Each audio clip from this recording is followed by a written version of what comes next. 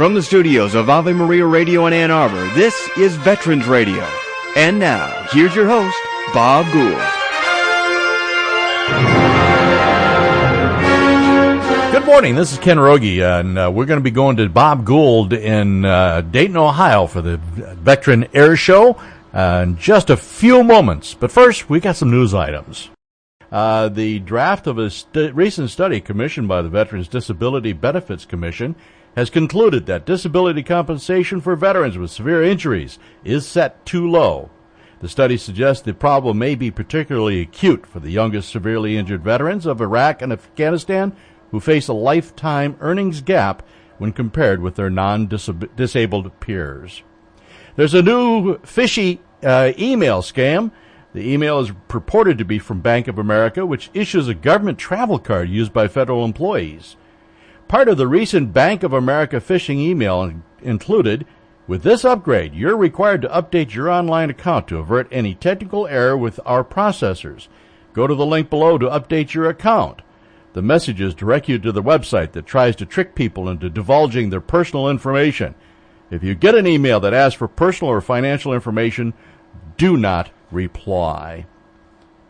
The Bush administration said recently that it strongly opposes a key military pay and benefit gains tossed into their fiscal 2008 defense bill. The initiatives the administration strongly oppose include a military pay raise for the next January of 3.5%, lowering the age to 60 to start the reserve retirement annuities for reserve component members by the length of their future mobilizations, and expanding eligibility for combat-related special compensation to service members forced by combat disabilities to retire short of 20 years. Welcome home. Each week on Veterans Radio, we welcome home servicemen and women who have been stationed around the world in the service of our country.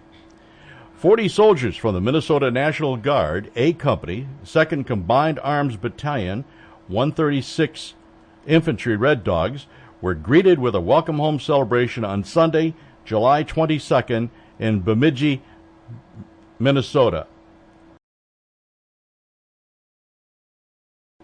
More than 8,000 people honored soldiers from the Iowa National Guard's 1st Battalion, 133rd Infantry, in a welcome home ceremony at Waterloo's Riverfront Stadium in Iowa on Saturday, July 21st.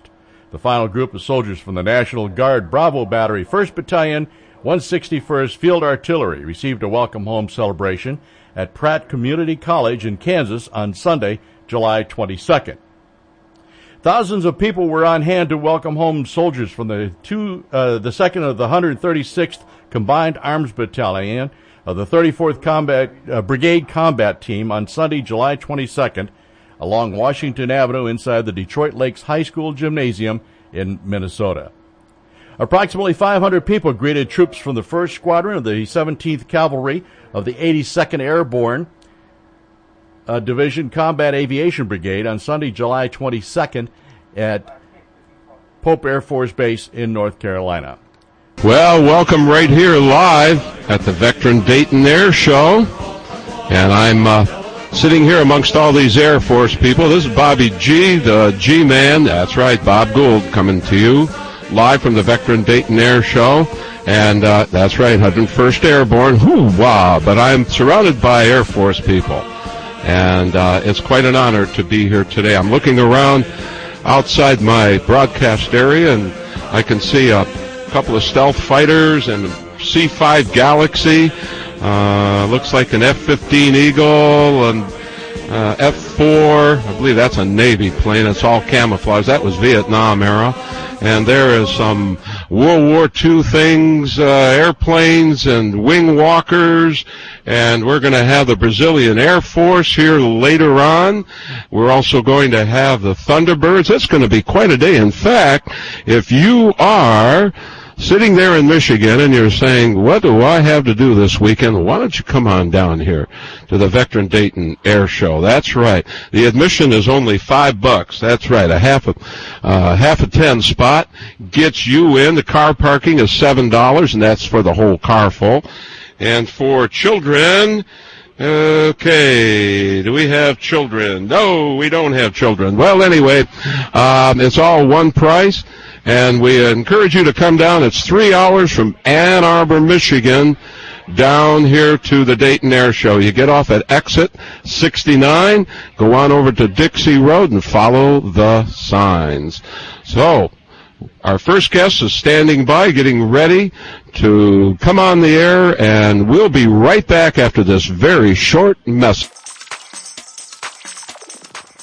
We're back here at the Dayton Air Show, the Vectren Dayton Air Show, and I have with me, as our first guest, Chris Stanley. Chris is a senior master sergeant retired from the Air Force. He's also the executive director of the Fisher Nightingale Houses Incorporated. Welcome to Veterans Radio. Thank you. It's good to be here. Is it Florence Nightingale or Fisher Nightingale? It's Fisher Nightingale. Okay, and how did they choose Nightingale?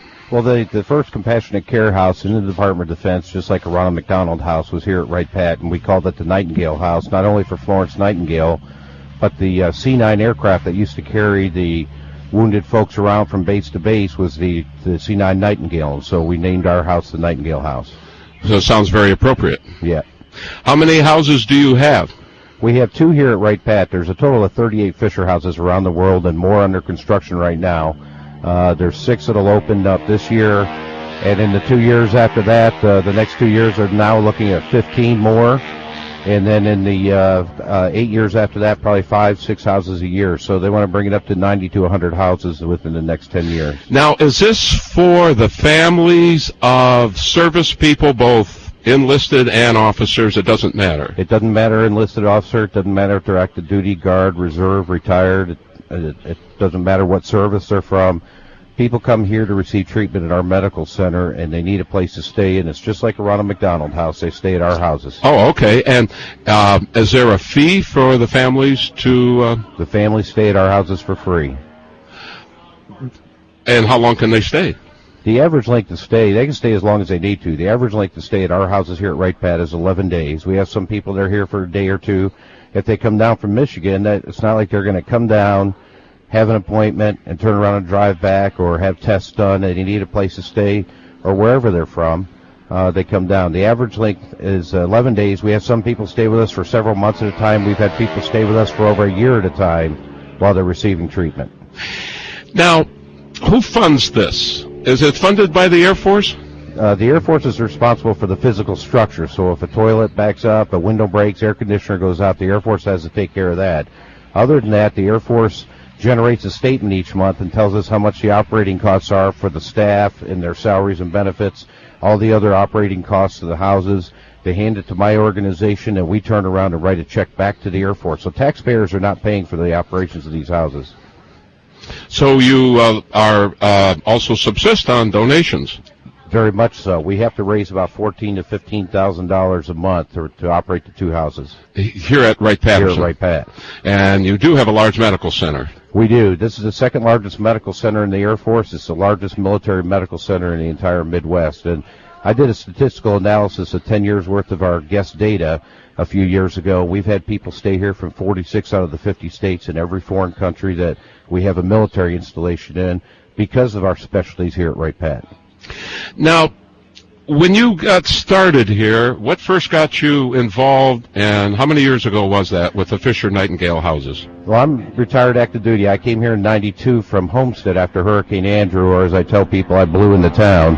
And I got involved with the houses in 94. I sat on the board in a voluntary capacity for 5 years, and then the last 2 years of active duty, I had the largest medical squadron in the Air Force as a first sergeant. I had over 1,000 troops, so I couldn't fulfill that responsibility, and I didn't want to just have that title. And then when I got ready to retire, they hired me as the executive director. And how many other executive directors do you have? I'm it.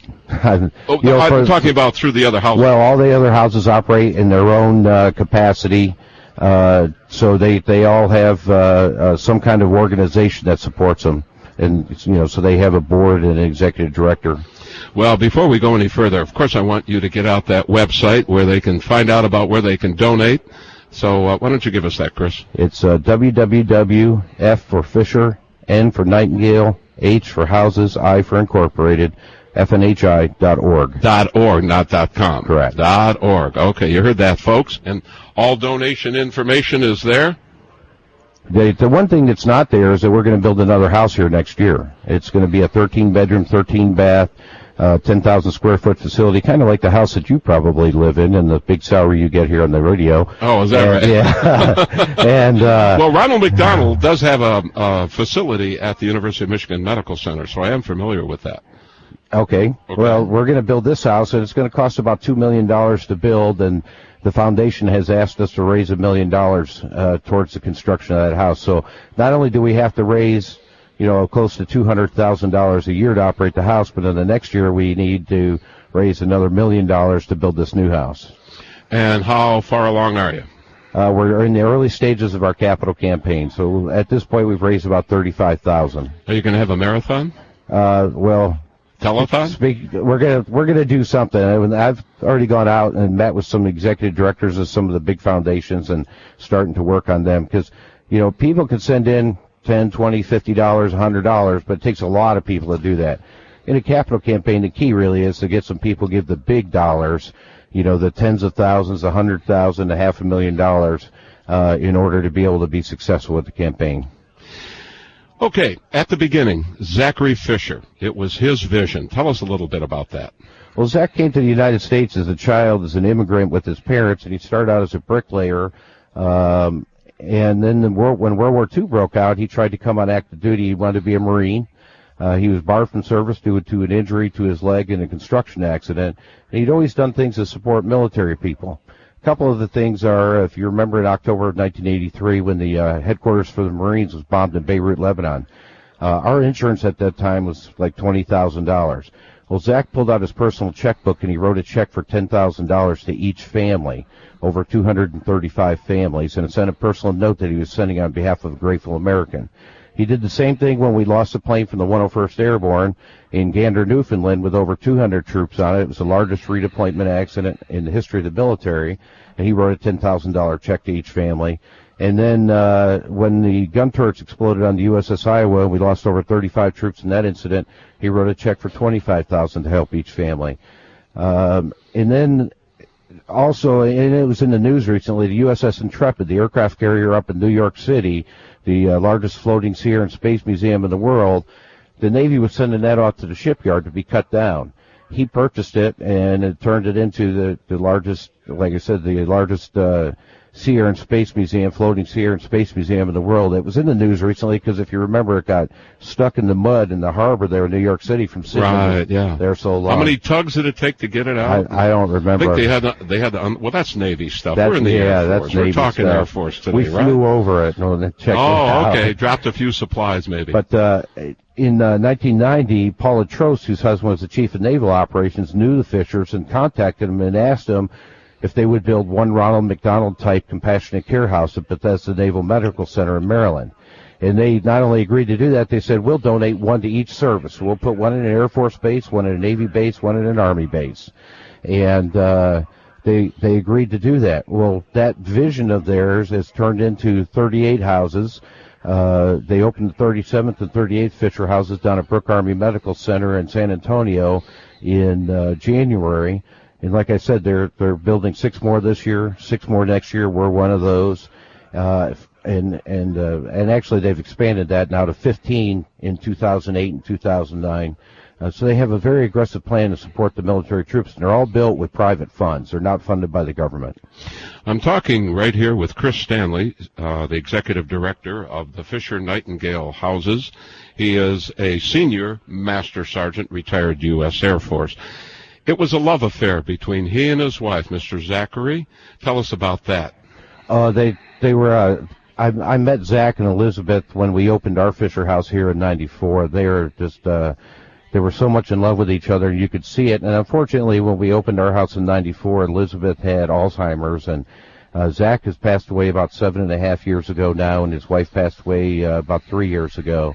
They didn't have any kids, so their nephews and grandnephews now run their different foundations. But I mentioned Zach's background and wanting to come into the military. Elizabeth was a Ziegfeld girl, and she went overseas with the USO and entertained the troops during World War II. So they always had an affinity for the military people and supporting them. And it does say here a love of their country. Yeah, oh, absolutely. I mean, they've put their foundation, the 38 houses, they've donated over $100 million worth of houses to the military, as well as the checks that they've sent to the families, and then there's another fund that's called the Intrepid Fund, Intrepid Fallen Heroes Fund, and they opened a $50 million, 60,000 square foot state-of-the-art rehab facility down at Brooke Army Medical Center also in January, at the same time they opened those two houses I mentioned.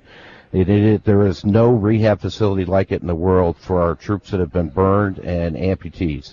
Now, if there's a family out there listening that has a military service person that's in the hospital now or going in the hospital, how can they contact you to see if there's a house, Florence Fisher Nightingale, there we go, Fisher Nightingale house near them? How can they contact? If they go to the Fisher Foundation website, fisherhouses.org, if they go to that website, they'll find a list of all 38 houses throughout the world. Most of them are in the United States. There's a couple over at Landstuhl in Germany. If you remember when Jessica Lynch was repatriated, her family flew to Germany. You saw them get interviewed each day. They were standing out in front of the Fisher House they stayed in during that time. Then there's also a house over at Triple Army Medical Center in Hawaii. How do you select which families get to stay and which don't? For here at Wright Pat, and each house is independently managed. The foundation, once they build the house, they turn it over to the government, and they walk away from the day-to-day operational responsibilities of the houses. Here at Wright Pat, we determine it based on a priority system that the medical center commander has set up. Priority 1 is anybody with somebody in the intensive care unit, and they live more than 50 miles away. Priority 2 is people and somebody's in the ICU and they live closer than 50 miles. Priority 3 is other medical treatment more than 50 miles away. I give people a personal example. I had back surgery 4.5 years ago. Military medical care has become a lot like civilian medical care. I had to be at the med center at 6 o'clock on Thursday morning, and I had my surgery on Thursday, was discharged at 10 o'clock on Friday morning. I was out of work for a month, sent home to lay on the couch or lay in bed and recover. In the old days, I probably would have spent 2 or 3 weeks in the hospital recovering.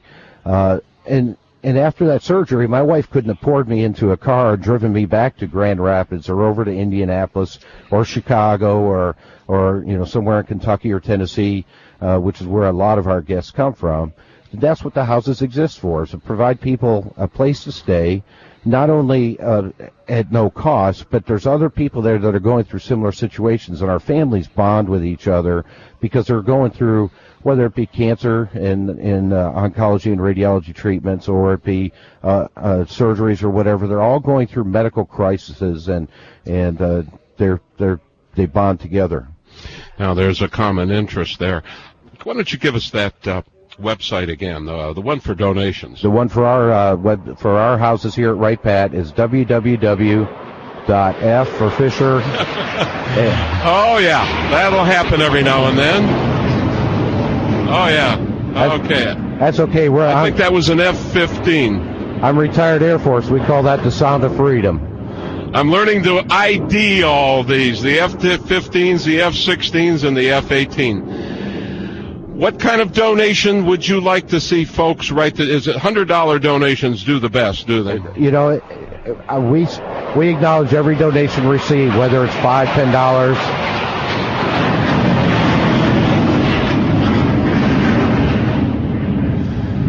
Yeah, we are live from the Vectren Dayton Air Show, and these things do happen. They're coming, I think they're getting ready. I believe those were the F-18 Hornets. I didn't turn around to see them. Yeah. They were up so fast. They were above the tent, so I couldn't see them. They really do whiz past here, don't they? But going back to your question, a $10 donation is just as good to us as a $100 donation. So, any 10 spot, right? Any donation that comes in. Cost of a beer. Where are you drinking beer? I don't drink, but where are you paying $10 for a beer? Ann Arbor, Michigan. I'm just kidding, folks. Just kidding. You need to be going down. Well, come down here to Dayton, right? I'm an OSU Buckeye, but you need to be going to the VFWs and the American Legions. You're not going to pay $10 that's a true. beer there. That's true. No, there's not going to be 10. So $10 is welcome, as well as 100 or 1,000. Yeah. Yep. Everything helps. It costs us about $25 per room per night to be able to keep to pay the day-to-day operations, and we have 17 bedrooms between our two houses right now. Now, how about cooking? It's not a bed and breakfast. We don't provide food for them, but we have organizations that come in. We have organizations that drop food by, and individual families and individuals that come by and cook and provide meals for the families. But we're not a bed and breakfast where we provide 3 meals a day to them. Anything else you'd like to say, Chris, to our listeners? Well, unfortunately, when you ask people, they know what the Ronald McDonald houses are. But when you ask them what the Fisher houses are, unfortunately, a lot of people don't know what they are. And the Ronald McDonald House is a corporation that's sponsoring. You don't have that. Actually, no. Ronald McDonald is a 501c3 just like us. Oh, okay. They borrow they get the name and the support from McDonald's Corporation, but they're not funded by McDonald's Corporation. They have to go out and do their fundraising the same way that we do. And a lot of people think that. A lot of people think because these are on military bases, they're paid for by the military, by taxpayer dollars, and they're not. They're individual nonprofit organizations that support these houses, and that's what's important.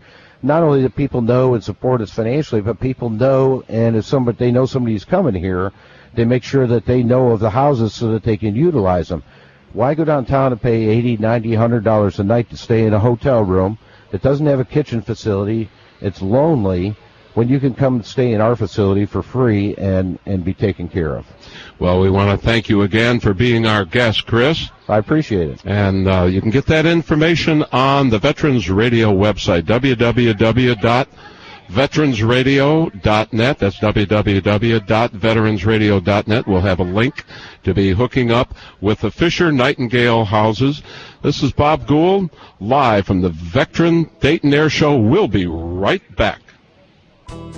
What makes something amazing? Is it doing what people believed impossible? Or is amazing something you become? We believe in doing the amazing. In dominating air, space, and cyberspace. Inventing technologies and doing the unimaginable. But our most amazing accomplishment isn't what we've done. It's who we've become.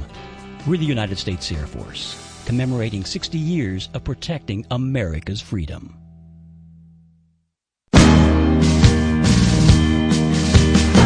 Live at the Vectren Dayton Air Show right here in Dayton, Ohio.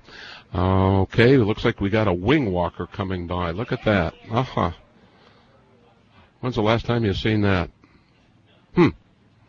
That's just part of the air show here, folks. Come on down from Michigan. There'll be Saturday and Sunday. If you miss today, you can come on down tomorrow. I believe all the activities start about 9 o'clock. Okay, our next guest is Tech Sergeant Darlene Poindexter. She's enlisted recruiter from Huber Heights, Ohio. Welcome to Veterans Radio. Thank you. It's nice to see you. Are you from Ohio? No, originally from upstate New York, but here recruiting now. How long you been a recruiter? Been a recruiter for 2 months. Oh, okay, okay. Things like the air show, do you see a spike in the number of applications that come in to see you after an air show? Yes, usually from like an event like this, especially this year with the 60th anniversary of the Air Force, we'll probably have about over 200 leads just from this event alone. And we can split it up into the different areas all over Ohio, even Michigan. If people are coming down from there, we'll give them a call, people that are interested. What is some of the criteria you look for when you are recruiting a male or female for the Air Force? High school education, college, what? We're looking for young men and women between the ages of 18 and 27. We do accept GEDs. They just have to score higher on the ASVAB test, which is a military entrance exam. But high school diplomas is what we really are looking for the most. Can have some college that's just a plus that gives you more rank coming in. As far as, violations, that kind of stuff. Do you test them while you're in the recruiting process as to where they might be sent when they're MOS, when they're Air Force? Do you test them first? Well, we do, yes. They take a military entrance exam, the ASVAB test, and then from there we do a physical examination on them.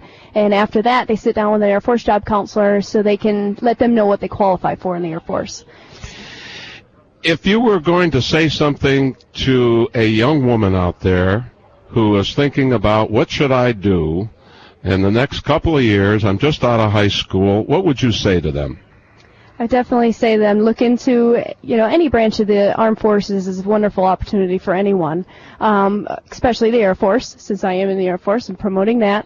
It'll get you on your feet just to at least get some college. The Air Force is the largest accredited community college in the Air Force, or in the world, sorry. And as soon as someone enters the Air Force, they're enrolled into the Community College of the Air Force. And when they go down to basic training and through their technical training, they're going to get credits towards their associate's degree. And a little bit about the GI Bill. Mm-hmm. For the first year that someone's in the Air Force, they put $100 into it, which equals $1,200, and in return they're getting a $40,000 Air Force scholarship.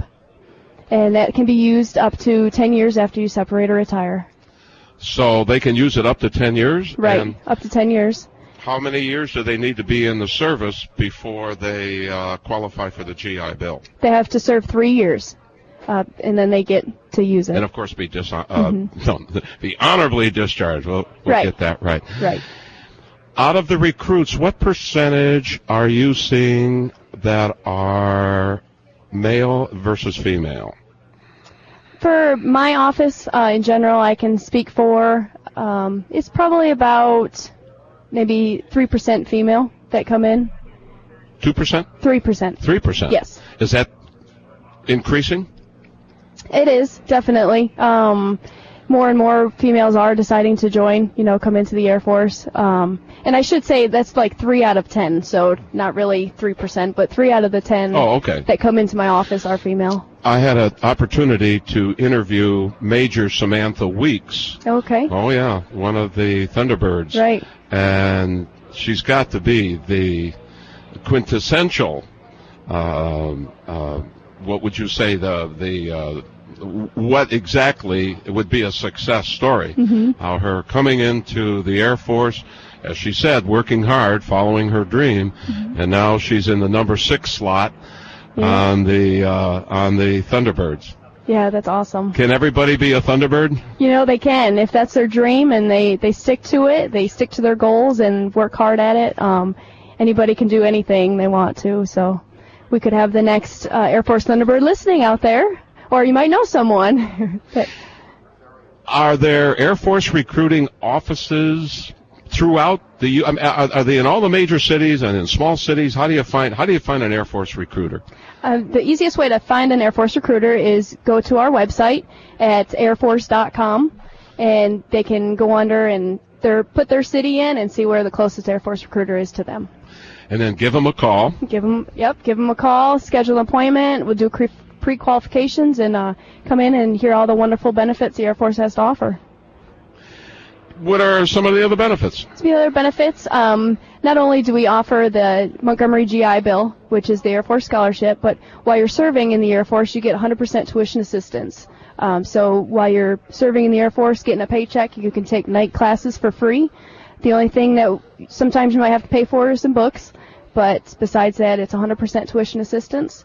And then if you decide to get out after 4 years, you have your Montgomery GI Bill waiting for you also. Now, when you are in basic training, you are tested for where your aptitude is. Then do you have a choice as to what aptitudes that you qualify for, what positions you qualify for, or pretty much does the Air Force tell you where to be? No, before you even go to basic training, you're going to know the general area. If not a guaranteed job, you're going to know the area that you're going to work in. It's guaranteed going to basic training. So once you get down to basic training, that you'll sit down with another job counselor, and from there, then they ask you where you'd like to go also, what bases you'd like to be stationed at, and whatever job you get, and if there's an opening at that base, then they send you to them. What are you folks doing for the 60th anniversary? Oh, the 60th anniversary, we have so many amazing things going on this year. It's been very busy, very packed. We have of course, right now the Vectren Dayton Air Show going on. We have a huge Air Force setup. We have our... Oh, I'm looking around, yeah. Yes, lots of that Air Force C-5 Galaxy is very impressive. Yes, it is. That is huge. And I know, but I have to say this. I did watch that B-52 come in yesterday, and there were no smoking tires, no screeches. It was like he landed that thing on an egg. It was beautiful. It was absolutely beautiful. That was really something to see. Yes. We have also over at our Air Force setup, we have a F-22 Raptor. It's a mini jet. It shows our newest airplane that we just brought into the Air Force. Is that stealth? No, it is both fighter and surveillance plane. It's amazing. It's very, very nice. But we have a mini one, so it's not the big one, but it's a mini one, and we let the kids sit inside. Prototype. Oh, okay. We let the kids sit inside, and we can drive it around and stuff, get inside of it. And we also are giving away some goodies and stuff over there, Air Force T-shirts and hats. Here? I'll bring some back to you, though. That would be nice. Folks, we're talking with Tech Sergeant Darlene Poindexter. She's enlisted recruiter. What about folks that want to go into officers? Is there a... Yep, the best way for them to do is to contact us as an enlisted recruiter, and then from there we get your pre-qualifications, and then we'll turn you over to an officer recruiter. And that's totally separate. Right, it is. It's totally separate. You have to have at least a bachelor's degree to be considered into our officer program. But if you have a bachelor's degree and you're interested, definitely give us a call. Anything else you're doing for the 60th anniversary? We have our Air Force Marathon coming up here at Wright-Patterson on September 15th. It's our annual event, but that's going to be the closest one. Can anybody participate? They sure can. They need, for more information, I do have a website. It is USAFmarathon.com. Let's give that twice. Okay, USAFmarathon.com. And that's that's a full marathon. It's full marathon. It's coming up on September 15th. For more information, is this the first one?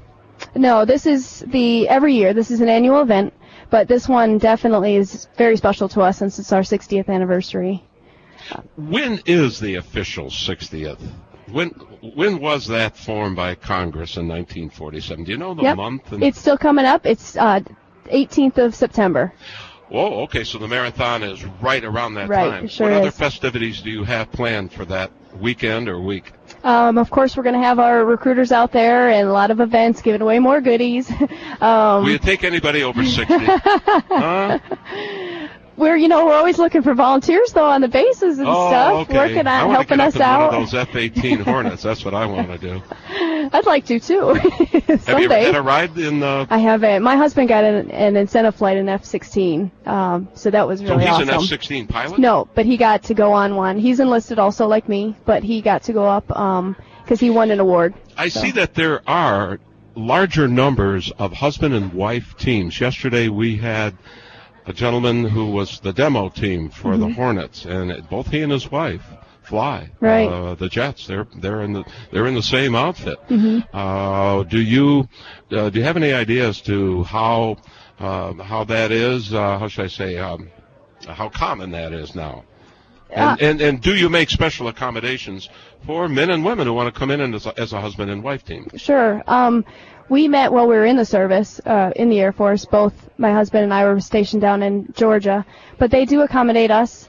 We're lucky both of our backgrounds are medical. That's what my regular job is in the Air Force, is medical administration, and he was medical also. So we followed each other, and they keep us together. It's a joint spouse status, and as long as there's a job for him at one base, then I follow him, and so on. So right now he's stationed at Wright-Patterson Air Force Base. Okay, we're going to take a quick break, and we'll be back in just a little bit right here from the Vectren Dayton Air Show. You're listening to Veterans Radio right on the Ave Maria radio station.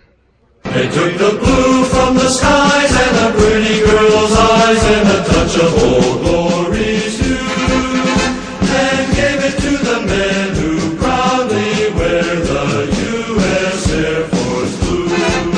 Oh, they are men with a dream on America. Given a member of the Armed Forces of the United States. There have been over 3,400 recipients of the nation's highest award.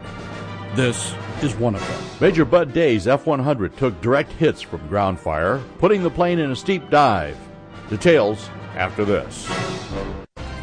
Day ejected from the crippled jet at 550 miles an hour. He broke his upper right arm, dislocated his left hip, was blinded in his right eye, and suffered a compound fracture of his right lower arm. He was captured upon landing, stripped to his shorts, and was imprisoned for 5 days before escaping. On his second day of freedom, a bomb went off nearby, causing bleeding and deafness in both ears and his sinuses. He continued his escape for nearly 3 weeks without food, water, or a weapon. Day was recaptured and transported to the Hanoi Hilton. There he was tortured daily for nearly 4 years and never gave any information to the enemy. He defied the North Vietnamese by leading his fellow POWs in singing the national anthem and holding religious services on Sundays. His mantra while a POW was, "Return with honor," which he did. The Medal of Honor series is a production of Veterans Radio. If you have a VA claim denied by the Board of Veterans' Appeals, contact Legal Help for Veterans at 1-800-693-4800. They're experts in handling cases before the U.S. Court of Appeals for Veterans Claims. Their number again, 1-800-693-4800. What makes something amazing? Is it doing what people believed impossible? Or is amazing something you become? We believe in doing the amazing. In dominating air, space, and cyberspace. Inventing technology. Welcome back to the Vectren Dayton Air Show. Bobby Gould right here on Veterans Radio. And I'm speaking with Darlene Poindexter. And I've got to get this. That's right, Tech Sergeant. Yes. No, all right, right. I was in the Army. It's a little bit different. And she is a recruiter for enlisted folks right here in Ohio. So welcome back to Veterans Radio. Thank you. You were telling us about some upcoming events on the 60th anniversary. Why don't you go ahead and finish that up? Okay. Again, the next biggest event is the marathon that's coming up on the 15th of September. We just recently had our Air Force or military tattoo the July 4th weekend. Well, that was a really huge success. We got to see the new F-22 Raptor come overhead. The real deal. The real deal. That was awesome. Is it larger than the F-18? Yes, it is. It's big. It's bigger. The F-16 it chased it and it went flying past it. It was pretty cool. Whoa. Oh. I hear they had and they do make a lot of noise. Yes. Yeah, they do. They do. They make a lot of noise, but it pretty much stopped midair, turned upright, and went up into the sky. So it's a pretty cool plane. Do you expect any dignitaries that first week of September, as part of your 60th anniversary? Do you expecting any senators or maybe President Bush? Or No, not that I know of. I'm sure like a General Carlson. I think he was an Air Force guy. I probably shouldn't say that. Wasn't he an Air Force guy? No, I don't think he was Air Force. I think he was. I think he was in the Air Reserve, Air Force Reserve. Okay. But what do you have anything lined up right now? Not that I know of. I could definitely something maybe Public Affairs could answer, but I'm not quite sure what's set up besides the marathon. If you were going to say something right now to all of our families that are listening, parents who are listening, who have children, and may want to encourage them, here's your opportunity. What would you tell them? Okay. We're always looking for very motivated, energetic young men and women between the ages of 18 and 27 to join our the greatest Air Force in the world. And if for more information, definitely please visit us at airforce.com. And also we have our other website is dosomethingamazing.com. Please just look into it. We have a lot of great benefits if someone's not quite sure what they're going to do in their life and don't know if they want to go to college yet. Look into the armed forces, especially the Air Force. Well, I want to thank Tech Sergeant Darlene Poindexter. Okay, thank you so much. And thanks for having me. Thank you for being on the show. We'll be right back after this short break. You're listening to Veterans Radio right here on 990 AM WDEO. Welcome back to the Dayton Air Show, the Vectren Dayton Air Show. My next guest is Nicole Amador. She's a lieutenant commander, flight instructor. Welcome to Veterans Radio. Thanks for having me. Where are you from? We are from Pensacola, Florida. Oh, okay. You're up here for the air show. We're up here for the air show. And flight instructor. Yes, Navy flight instructor. I know. I wasn't sure if we were going to get that out. Well, anyway, we have Navy planes here. I'm still working on being able to identify the F-15 and the F-16. See if I remember. The F-15 is the Eagle, and that has two tails. Well, you're talking to a Navy pilot on Air Force airplanes. Oh, well, in the F-16, that's a Navy plane. No, F-18. Oh, okay, the Hornet. Hornet. All right. I'll just have to work on my ID. When you are looking to recruit pilots, the pilots that I spoke with all had huge dedication, starting right from, and it was interesting too, there wasn't anybody from Chicago or New York. They were all from the country, way up in New Hampshire or up in Idaho. Does that have any bearing? Have you done any on stereotypical, those that would be successful? We have people from all over. It does seem like people do come from small town It USA does, yeah. I was sometimes. surprised. No, I'm from Chicago. No, they're like they were dreaming as they were children up and running around in the fields and seeing these airplanes. So what's the first thing that you do when you are training someone? There has to be a beginning. There is a beginning. What happens is someone has to have a commission in order to be a pilot. And so they go to college and they get selected to become a pilot. And just prior to starting their training, they go to a civilian pilot training just to see if they're aeronautically adaptable. They spend about 25 hours flying small airplanes, Cessnas and Pipers, and things like you would start in regular flight school, just to see if they would make good pilots, enjoy the flying. That's a very simple, basic, not difficult to pass. And then they do 6 weeks of pre-flight indoctrination. And those 6 weeks are physiology and swimming and physical fitness and academic testing. That's in Pensacola, Florida. Okay. And so that's a pretty rigorous program that by the time they pass that, they're pretty sure that academically and physically they're ready to go flying. From there, then they start primary flight school, and for the Navy Air Force, Navy, Marine Corps, Coast Guard, everybody starts flying in a single-engine airplane, no matter what. If you're going to go fly twin engines, or if you're going to fly jets, or if you're going to fly helicopters, everybody starts in a primary airplane. The aircraft I flew in today is going to be the Navy's new trainer. There's a T-34 out here this morning. Mm-hmm. That's the Turbo Mentor, and I actually flew in on the T-6 Texan, the T-6 Texan 2.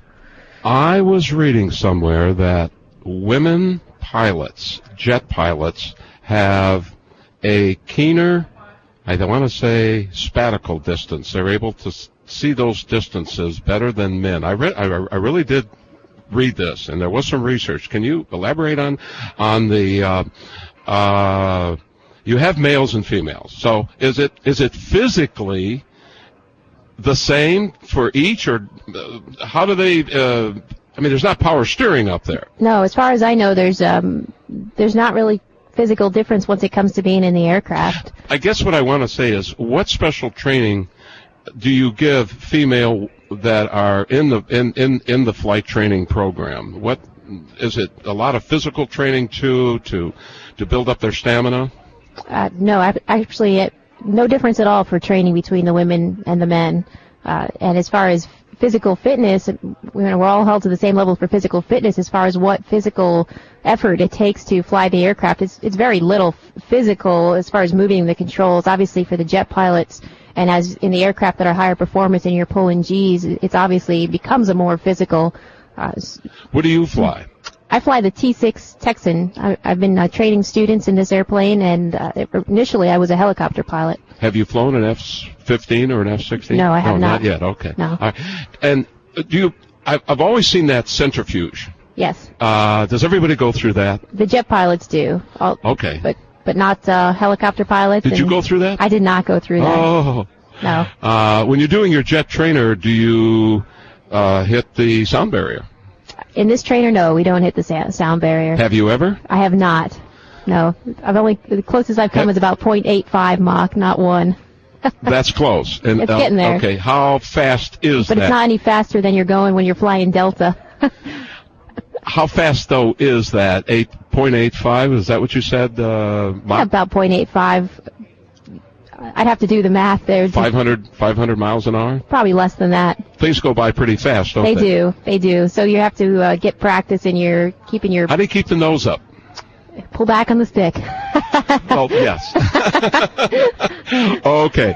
Pull back on the stick. Yes. Yes. But how do you know when the nose is pointing in the wrong direction? It's pointing down, and you need to get your bearing, right? Yes, we spent a lot of time flying on the instruments and teaching our students to fly on the instruments. We've got a very capable, instrument aircraft. So well, how does the instrument know to get the nose up? It does not get the nose up. It tells you that the nose is down, and then you physically are pulling the nose up.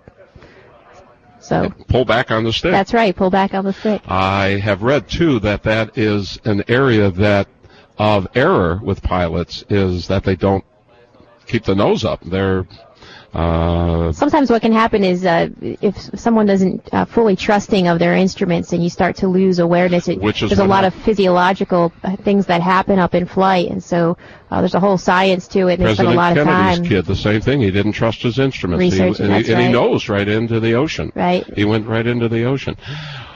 When you are sitting next to the student pilots, or are they in back of you? In this aircraft, we sit front and back, and so. And where are you? It depends on what kind of flight I'm doing. When I flew, I taught student pilots for 4 years, and I always sat in the back, and they sat in the front.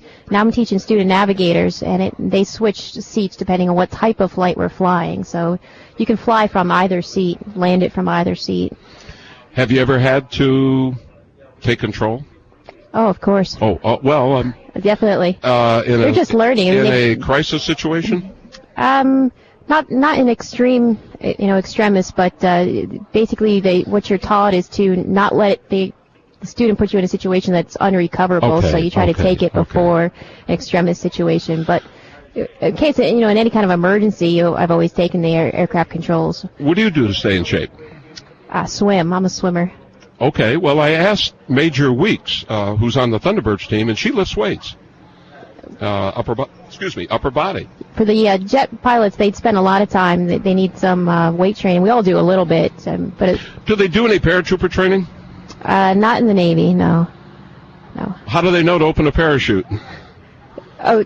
Parachute training for our students? Yeah. Well, for emergency, yes. Oh, we do. Well, they don't have to open it once they pull the handle. Who are these guys right here? Who are these gentlemen? Well, what do we got here? These two are Navy Ensign and JG, and they are our student navigator.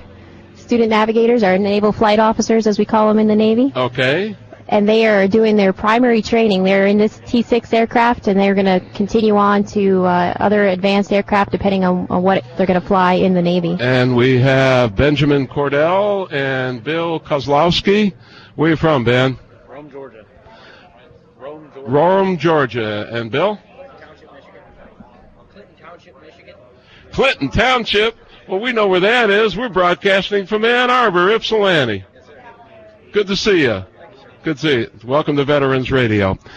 Okay, we're going to go on a short break, and we'll be right back. I want to thank my guest here, Nicole Amador, Lieutenant Commander, Flight Instructor for the U.S. Navy. I'm sure you're going to like that, Gary. He's a CB. And we'll be right back. You're listening to Veterans Radio right here on Ave Maria Radio. Welcome back to Veterans Radio right here at the Vectren Dayton Air Show. I've only got a few more minutes, and I have a student pilot here from the Navy, right? Lieutenant J.G. Bill Kozlowski from Clinton, Michigan, and he is going to be training, right? Yes, sir. Go ahead and speak a little louder. Yes, sir. I'm training to be a navigator for the Navy. And on the jets? I'm currently in the T6. I'm currently in the intermediate phase of training. And what are you flying now? The T6A Texan 2. No, I'm talking about the big, do you get in any of those cargo, no, that's Air Force. No, okay, I got to get all that right. All right. So you're stationed in Pensacola, right? Correct, sir. And your family is in Clinton? Yes, sir. And how long you been in the Navy? Going on 3 years now, sir. Yes, sir. 3 years? Yes, sir. And you took a burst of 6? No? 4? No, sir. I owe them 6 after my wings, but this. Did you go to Annapolis? No, sir. I went through ROTC at University of Michigan. Hail to the Victor's Valley. I can't say that too loud because we're here in Ohio. Yes, I'm surrounded sir. by Buckeyes, but that's okay. Everybody's laughing right now around me. Okay, we've got about 1 more minute. Is there anything that you'd like to say to folks that are listening out there as to joining the Air Force? and the Navy and the Marines and the Army? What about military life?